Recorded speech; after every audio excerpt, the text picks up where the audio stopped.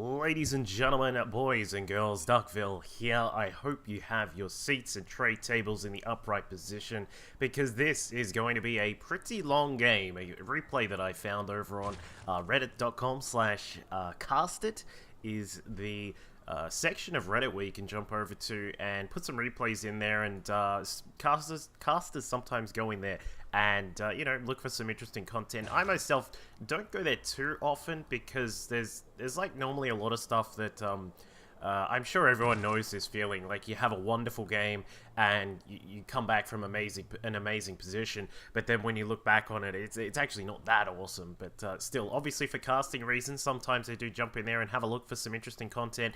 And I found this one, which is actually a really interesting game, and actually had a really cool title on the replay, which was, you can try and predict what is going to happen, but in the next 5 minutes, everything is going to change, and it certainly does. Let's have a look at our players here on Neo Planet S, starting up at the top right-hand side as our Red Zerg player. Apparently in Team Bubble, it is DroneOfArc. Cool little play on words there. I do like that one. It actually, as I was just loading up this replay, it only just dawned on me that that was the name of our Zerg player here. And down on the bottom left-hand side, aptly named with the color that this player has, it is blue. Our blue Terran down here. And interestingly, blue is going to start us out with a 2-Rax. Now, this is going to be something which, I suppose proxy Raxes is something which you would normally expect, and, normally they're proxied, like, somewhere over here. A lot of players do throw them in that position. A lot of the time, people also put them just over here or up in this side here, just as a way to obviously get some early cheese going on your opponent. Now, this kind of 2-Rax play, which is again very, very uncommon, is a different kind of 2-Rax play. This is a version where you don't actually expect to get a massive amount of damage done, but what you do hope for is that the Zerg player will either A, overreact by making a couple of spines or bringing too many drones off the mineral line or something like that, or that they'll invest very, very heavily in Lings to try and defend it. Now, many of the Zerg players, you'll be sitting there and thinking, well, the Raxes are on the other side of the map. Is this really a big issue? Well, we'll find out, because blue is going to get started with these Marines 2 at a time, now marching their way across the map. And, we can see here from blue, he's just going to scout out. He wants to check that spawning pool timing. We want to see, can I commit to this build, or am I just going to get stopped at some point here? So he sees that the spawning pool is up. No doubt, of course, our Zerg player DroneOfArc is going to pick up a queen from each of those hatcheries. And this is a point where, as a Terran, you sort of think, well, how far into this kind of play do I want to go? Do I really want to invest heavily in this, or do I want to just sort of threaten that there are going to be constant lines of Marines proceeding across the map? Now, as we can see here, DroneOfArc is going to have to deal with something which, again, is just something we rarely get to see these days, just purely because Zerg players are generally very smart, very clever, and they don't overreact to things. But this is a very old school kind of block off at the natural here. We've got a bunker, we have a second bunker that's now completed, and the supply depot finishing off a wall. So Zerglings cannot actually get to this position down behind to try and surround these bunkers. And in fact, I think that's a clever decision there. Blue is going to cancel the supply depot just to sort of save a little bit of money there. But here we go. The Marines popping out, trying to get some damage. What we will want to see from blue is either some really good micro to drop out these Marines. A lot of players will be aware of something which did sort of come about a little bit, which was players who would pull their Marines out and then quickly run them back in. You try and soak up one of the spine crawler shots, and before it can actually poke the Marines in the face, what you want to do is you want to get the Marines back into the bunker. But I think that, yeah, blue is going to have a very hard time actually making this work, or even killing off some of these various units and structures that are here. We do see that one of the spines does go down a little bit too close for comfort there, but the Marines inside the bunker are going to be forced to back off. We don't even get a salvage there. And overall, not too bad there from blue, but the one problem I've had with this is that back at home we had to sacrifice a bit of the SCV production. We can see here that very nicely DroneOfArc has continued droning behind all of this and is sitting at a total of 26 drones at the moment. So it's not as if we've inflicted a massive amount of damage. And as we can see on the units lost tab, like I think 2 or 3 drones went down in total, or just the one. And then of course a couple of Lings have also been taken out very cleverly. Nice little excellent work there by Blue to pick off that Overlord there. That's always going to be there. You should always check for that. But yeah, really nicely done. I think by a DroneOfArc, I was about to say DroneOfArc, to you know, keep the production going, not actually lose too much there, and just be nice and safe without overreacting too much. So really good reactions by our Zerg player here. Now let's talk about the map for a moment. Neoplanet S, the reason you normally don't see that kind of play, especially from this position, is obviously it's very, very far away. You don't really get to see Terran players throw down a racks down on this side of the map and try and you know, sort of rally across from this position. It was something you did get to see quite a lot in the end of Wings of Liberty, because basically all of the proxy spots had been figured out. Every Zerg player would scout out about the map, just trying to check out what was going on. They'd be able to find the proxies and deflect them very, very easily. So what a lot of players did was they would put these proxies inside their natural, and you kind of think, well, they'll never know that I'm going to proxy racks them from my base, and it was kind of like a really weird situation to watch sometimes. So, you know, perhaps Blue is just trying out something very similar to what we used to see in Wings of Liberty. Meanwhile, for DroneOfArc, 4 gases are now up and operational. Lair is just coming through now as well. A total of 47 drones, so DroneOfArc is actually looking really good right here. Now, the interesting thing that we can see is that there are the 4 gases up and running. Unfortunately, there for DroneOfArc as 4 drones in one of those extractors, but not to worry.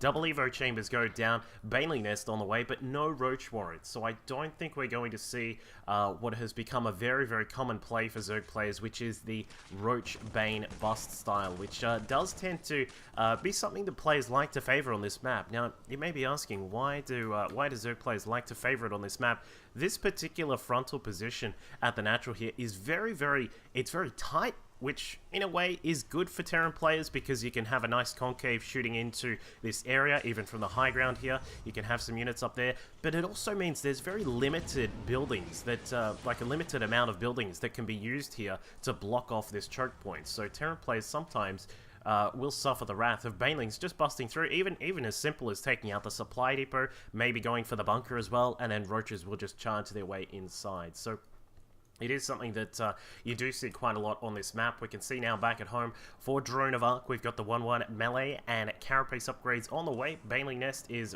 currently researching the centrifugal hooks, and the 3rd base is currently in construction. So playing a very, very safe sort of, like a very extremely safe kind of timing here on the 3rd base from DroneOfArc, as, you know, well aware that Blue has a large force of Marines out here. You do have to be worried when Marines kind of hit this count, when they have Stim as well, because they are just about to pick that up. We can see that on the production tab. Stim is currently being researched. It's around about sort of 20 seconds away, and once that completes, these Marines are going to be a very, very powerful force to be reckoned with.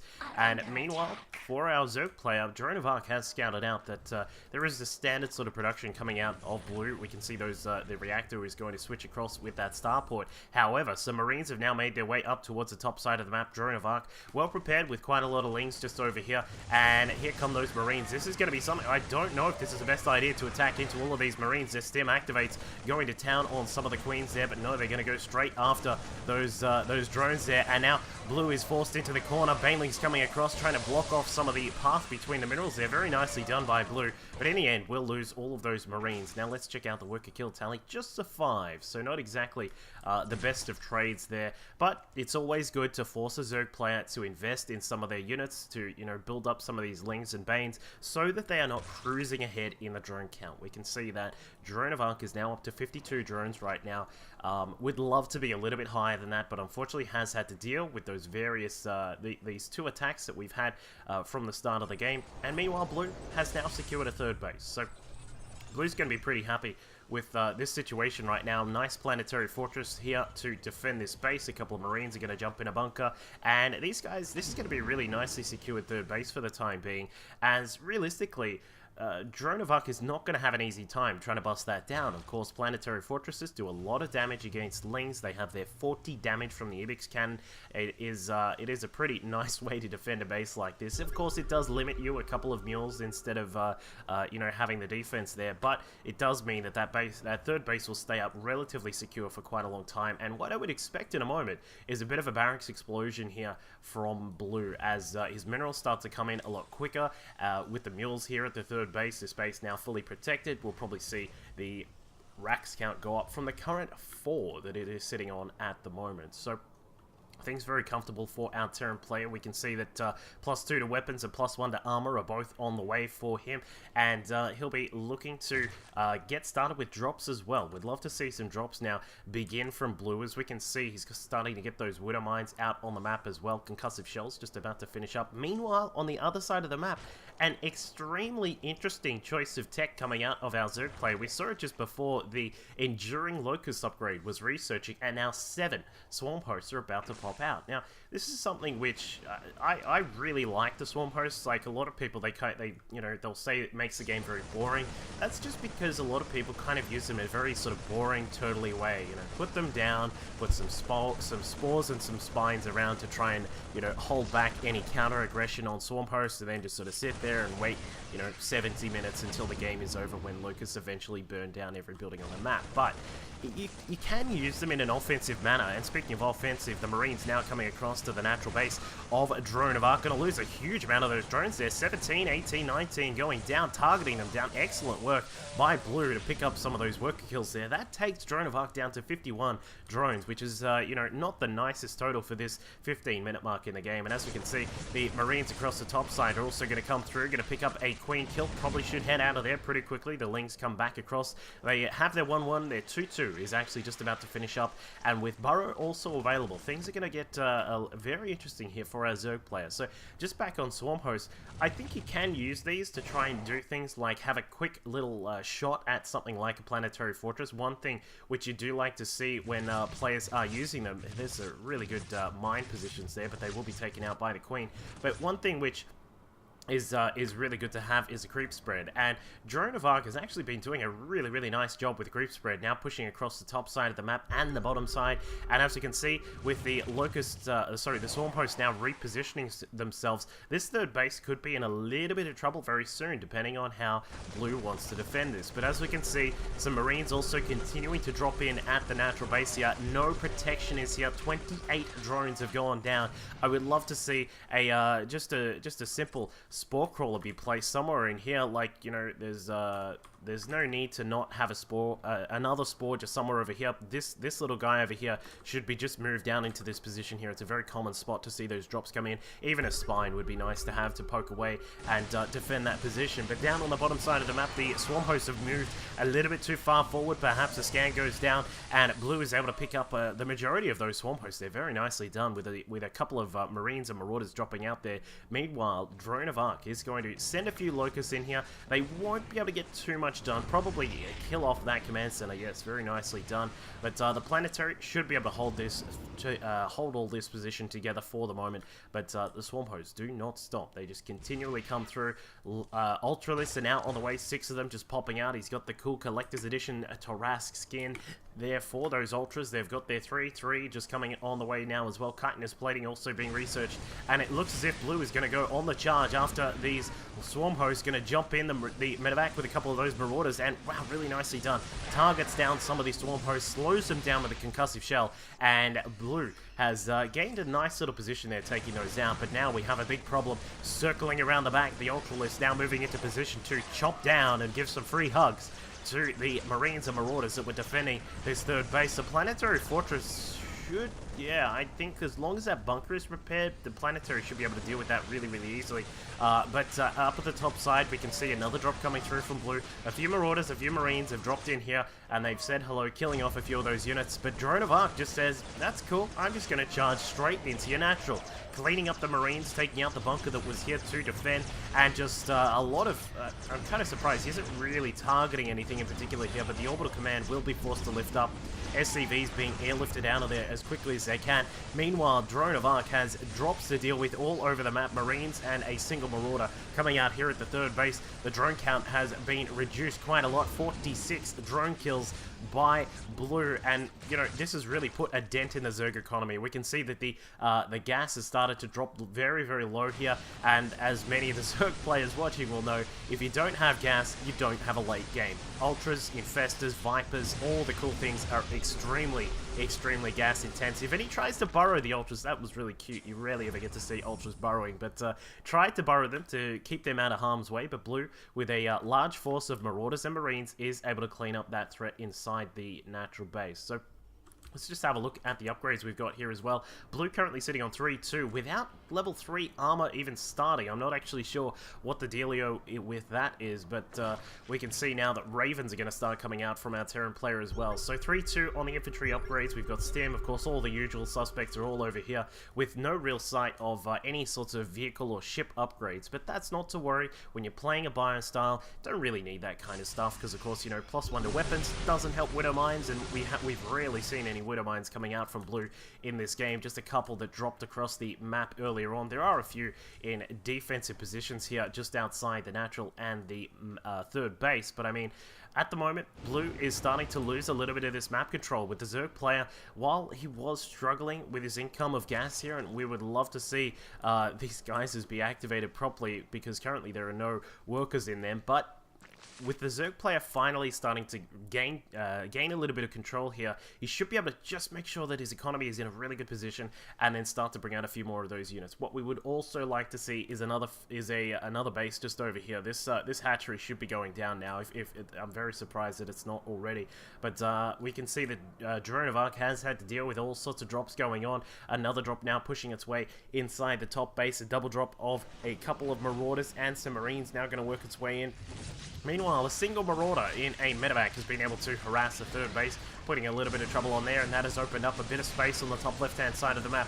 Queen goes down. Drones are going to be going down very quickly here as the Marine Marauder combination pushes through and gets quite a lot of damage done. Going to have to lift off because the Ultras and the Lings have now come back across. But there is that attempted fifth down on the bottom right-hand side. But that is going to be stopped for now. Locusts are coming across trying to deal with this. There are still a few Swarm hosts out of the map, but DroneOfArc is going to lose those in a second there. Dropping out the Marines are going to try and target down the Swarm hosts, but not enough time. The Lings and the Ultras come across and defend that. But it has been a constant aggression game. We can see that our Terran player is now up at 172 supply. Excellent macro from Blue here, just to keep ahead, despite being, you know, behind in the bases for quite a while. And I mean, the one thing we can see here is that DroneOfArc has been stuck on these 52 drones. This sort of 50 mark is somewhere where a lot of Zerg players, when they're facing off against a lot of aggression, you get stuck at this count. And you sort of think, well, I can't really boost my economy. I can't get a fifth up because he's constantly harassing it. I can't, you know, continue on to get enough gas coming in at the various bases, which means that I get stuck making units. We can see Ultras and Lings just constantly coming out, and that is a really troublesome spot for a Zerg to be in because you continuously have to deal with these drops, multi-pronged aggression coming out from Blue. And DroneOfArc, though there are quite a few of these Ultras out, we can see 7 Ultras out of the map and 6 Infestors have just joined the party. But, I mean, when you're struggling to get this 5th base operational, it can be a really tough time to deal with that kind of thing. With that said, Blue is now out of minerals inside the main. The natural is starting to look very low as well, and the third is also getting a little bit dried out. But he does have a very powerful force here. We'll keep in mind that there is still no +3 on the infantry upgrades. Another drop inside the natural, killing off a drone or two there. Total of 57 drones killed by Blue in this game, which is damn impressive.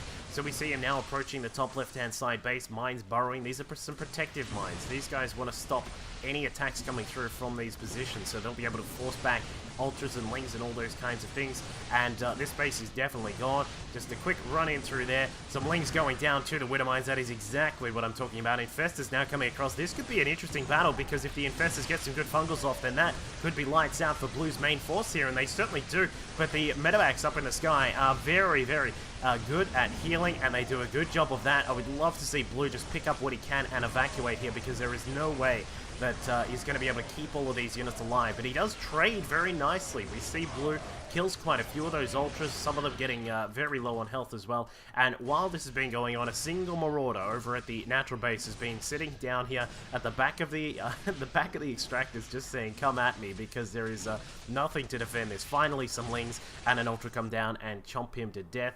But you know, Blue,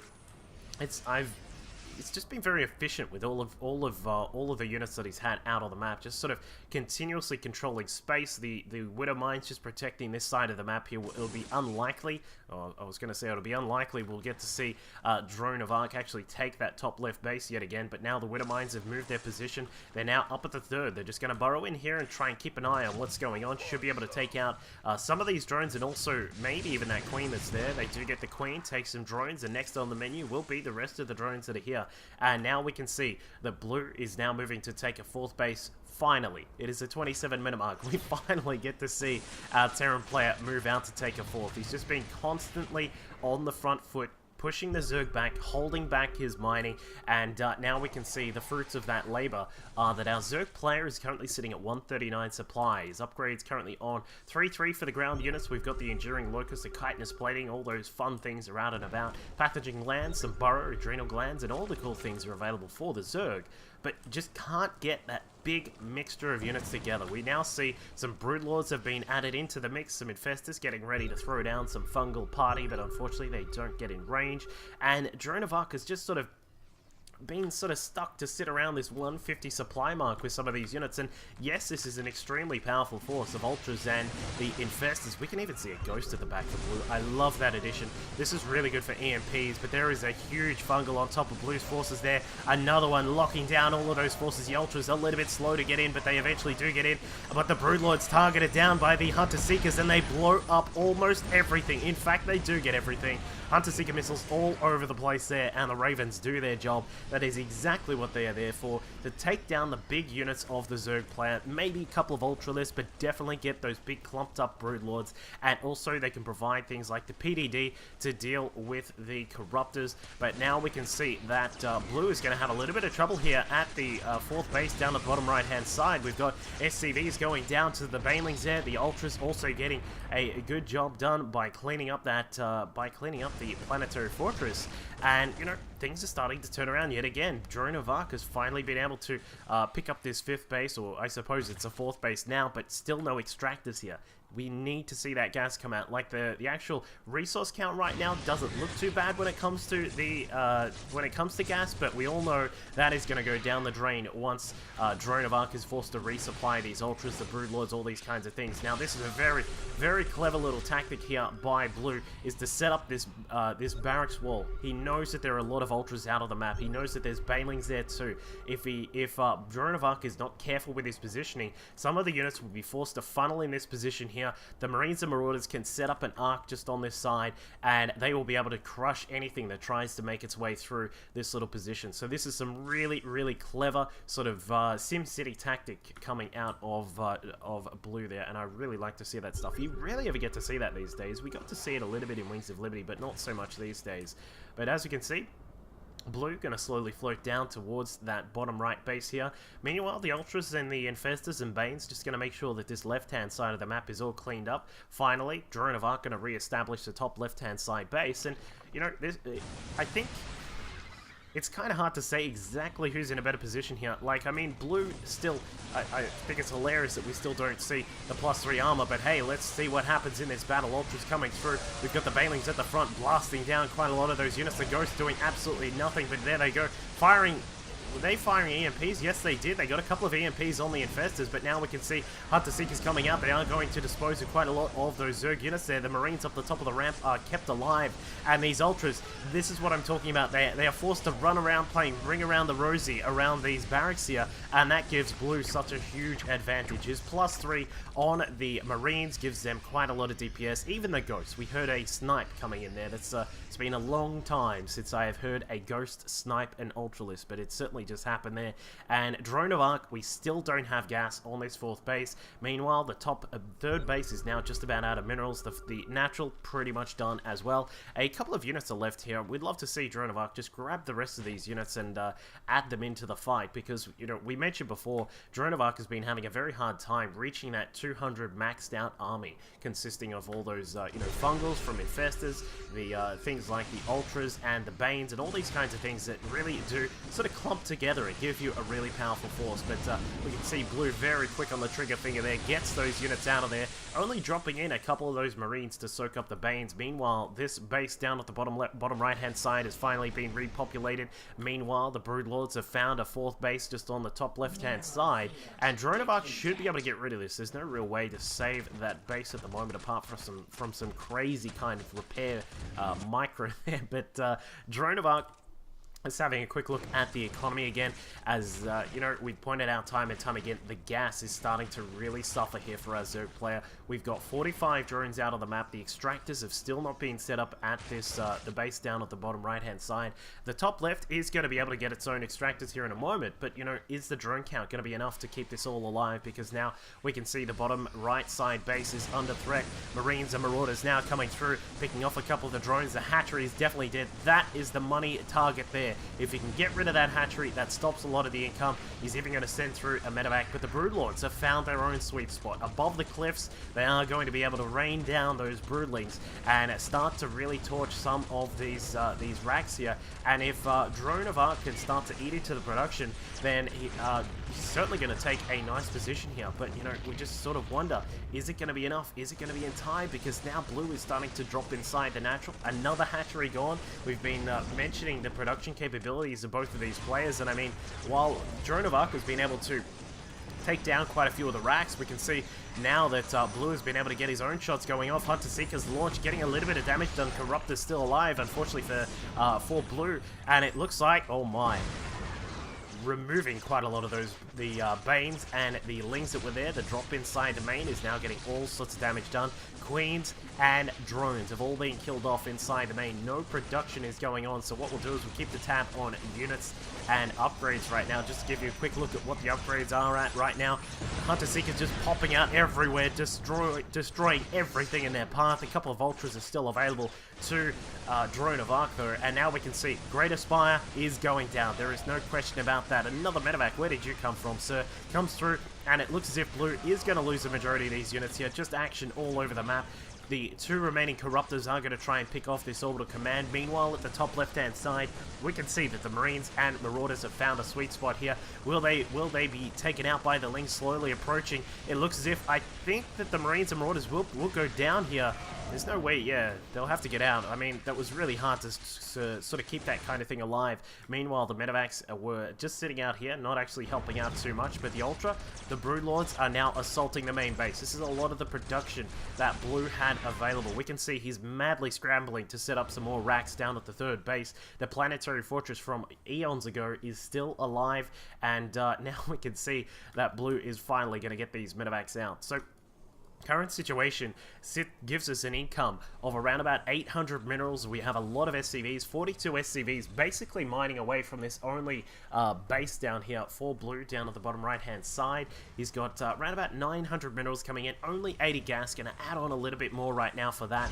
Of course, the Terran player does like to have gas as well. Things like the Ravens and possibly something, I don't know, even like a Banshee would help right now, just to be able to target down some of the drones without too much fear of things like Corruptors and you know, even Hydras if it were that kind of stage of the game. So Blue sitting with a comfortable sort of position. Meanwhile, our Zerg player sitting at 30 drones is long distance mining from the top left hand side base. It looks as if that hatchery did get taken out in the end. We've got around about sort of, it's going to fluctuate quite a lot because of the long distance mining, but around about 100 and sort of to 200 minerals coming in. Basically no gas because we're long distance mining gas.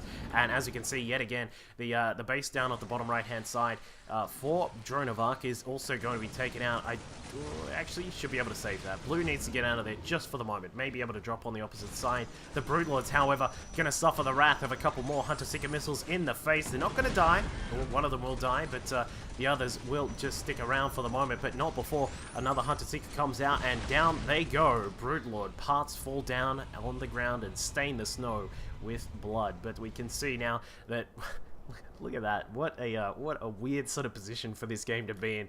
Starport's up in the air, doing absolutely nothing. They're chasing around these SCVs. Meanwhile, for DroneOfArc, has this base finally up and running. We've actually got some gas coming in, which is just awesome to see for the Zerg player there. But he's finally restarted the economy. We're kicking it all back up a notch. We've got 500 gas coming in, 700 minerals coming in for the Zerg, and currently his unit count is sitting at 2 swarm hosts that are just down here, just being a little bit pesky down at the bottom base for our Terran player.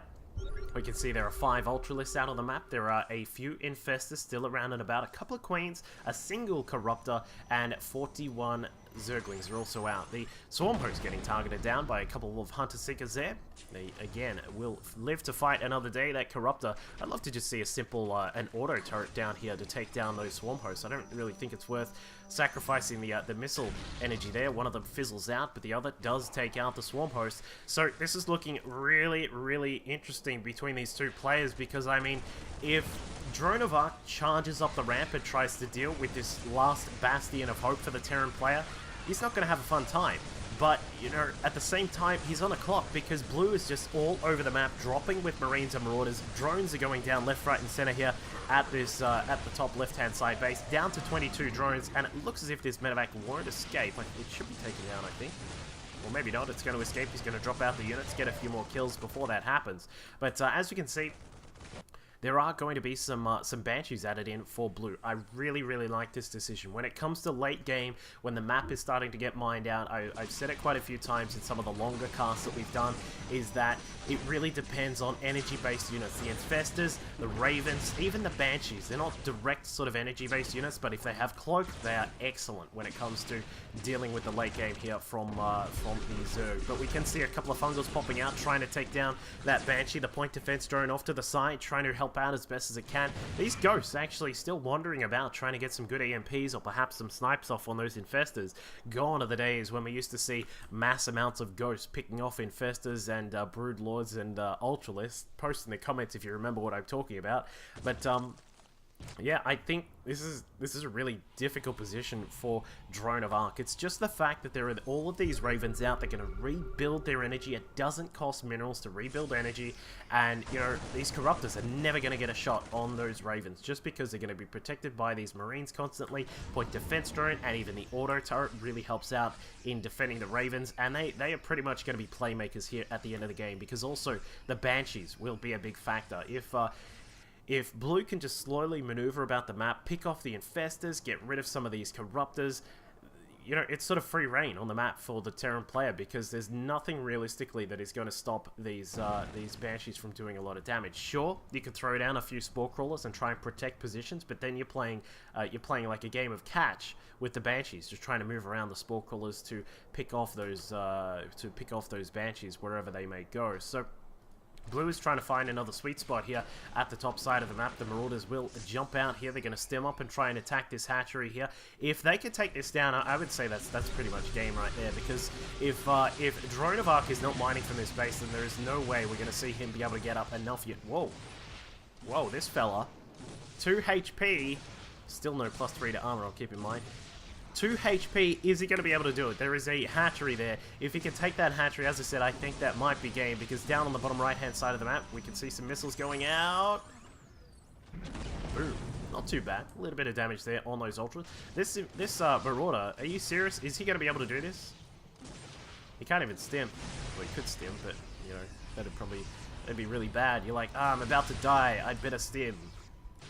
But he's still going. He's still going. 2 links pop. Oh, the 2 links pop out and they will pick off that Marauder. So it looks as if, despite the loss of that Marauder, I mean, Blue is still in an extremely comfortable position. One thing we are going to have to watch out for. Where are those Infestors? Oh, no, the Infestors got picked off. My mistake. So, I mean, this game's pretty much done. I don't think there is any way that DroneOfArc can rescue this game from this point. I mean, there is a Banshee now slowly making its way across to the top left-hand side. It's going to be able to pick off this hatchery, just a couple of shots, and that hatchery will go down. Good night, and that will be pretty much the main of all of the economy and any chance that DroneOfArc had of resuscitating this game from the brinks of death. The planetary fortress down on the bottom left, third base is still up and operational. A couple of SCVs available to repair if need be. Now we're going to get a really big engagement through the middle of the map. Corruptors coming through, taking the brunt of a lot of those Hunter-Seeker missiles there. The Ultralists down on the ground are also going to pick up some missiles in the head, and it looks as if the missiles coming through, disposing of quite a lot of the Ultras, but the big factor here is that the Corruptors are gone. That is probably it. I mean, DroneOfArc has fought a valiant fight here on Neo Planet S against Blue, but I mean, you know, without the Infestors getting a couple of good big hits here, it is going to be extremely hard to save all of these guys from the Banshees. Even with a fungal or two, it's going to be really hard just because the fungals are now out. The cloak should come back on. There it is, yeah. And the Banshees will be free to go to town on all of those units. And Blue says, all right, we're all comfortable here. I'm going to grab this gold base because, you know, he's got the domination of the sky right now. The Ultras are going to try and make their way back across the map. The drone count is currently sitting at 16, and I mean, you know, it's just really hard to bring this one back. So, wow! Hello. SCV parts going all over the place. Look at the snow and the ice just distributing all those pieces of SCVs there. That was really nice. He's taken his opponent down to 11 SCVs, but the issue still remains is that there is still a Raven, Viking, and even Banshee force up in the sky for Blue, which means that, you know, the Ultras are still going to have an extremely hard time because last time I checked, Ultras cannot jump, and, you know, if they can't jump, then they're not going to be able to deal with the Terran forces up in the air. So, Blue dropping in, he is able to jump here with these Marines. They jump out of the medevacs and go to town on the Evo chambers. Not a big victory. I mean, all the upgrades are already done, unlike certain other people. Mr. Blue, forgotten that +3 the entire game. It happens to the best of us. I'm sure it's happened to you once or twice. You've forgotten an upgrade for the entirety of a game. But, yeah, I mean, it's sort of hard to bring this one back for DroneOfArc, despite those wonderful shiny Ultralists there.